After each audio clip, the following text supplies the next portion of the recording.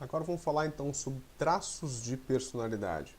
Então, traços de personalidade, gente, todos nós temos traços de personalidade. Cada um vai ter o seu padrão de personalidade, uns mais de um determinado tipo, outros de determinado outro tipo.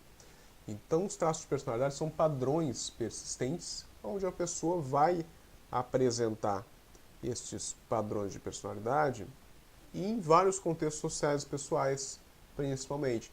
Então, é a forma da pessoa perceber o ambiente, se perceber, tá? Da forma que a pessoa vai se relacionar com os outros, isso tudo vai fazer parte da personalidade da pessoa.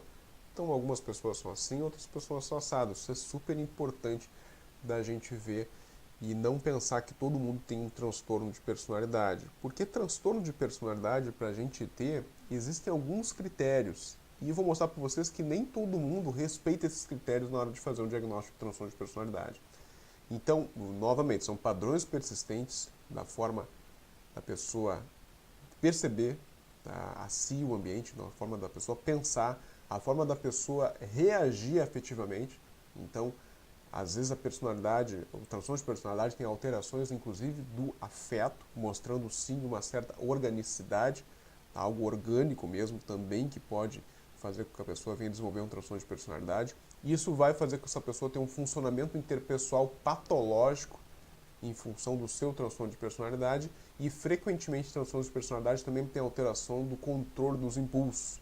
A pessoa pode ser ou muito impulsiva ou ter um controle exagerado dos seus impulsos.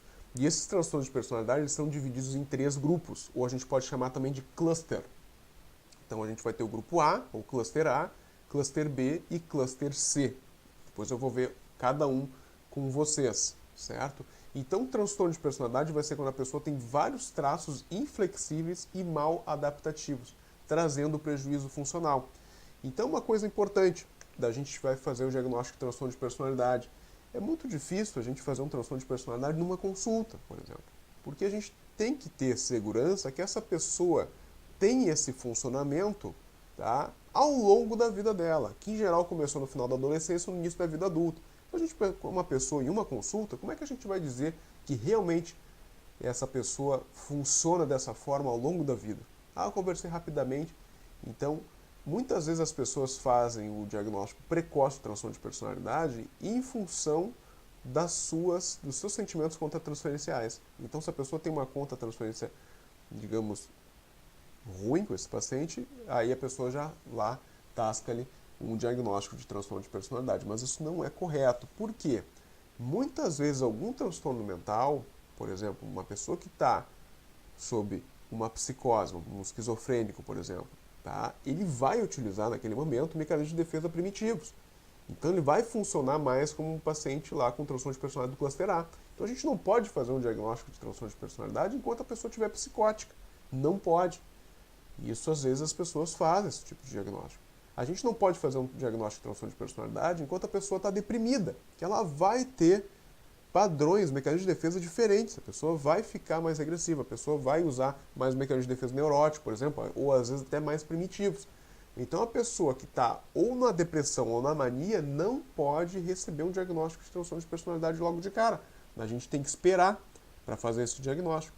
O mesmo ocorre, tá, para pessoas que estão em uso de substância. Então, frequentemente, a gente recebe, tá, pessoas lá com diagnóstico de transtorno de personalidade antissocial.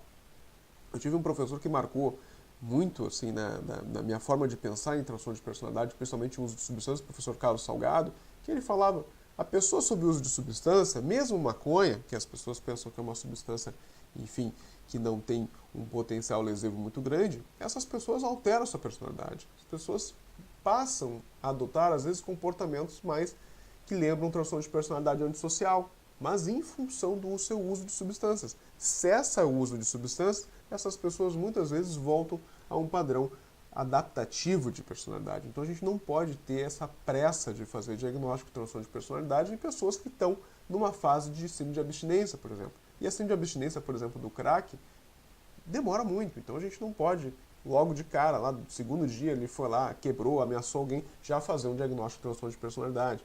Ou uma pessoa lá que tem um transtorno do humor, que está deprimida ou está mista, que já é borderline, que enfim está tentando suicídio toda hora.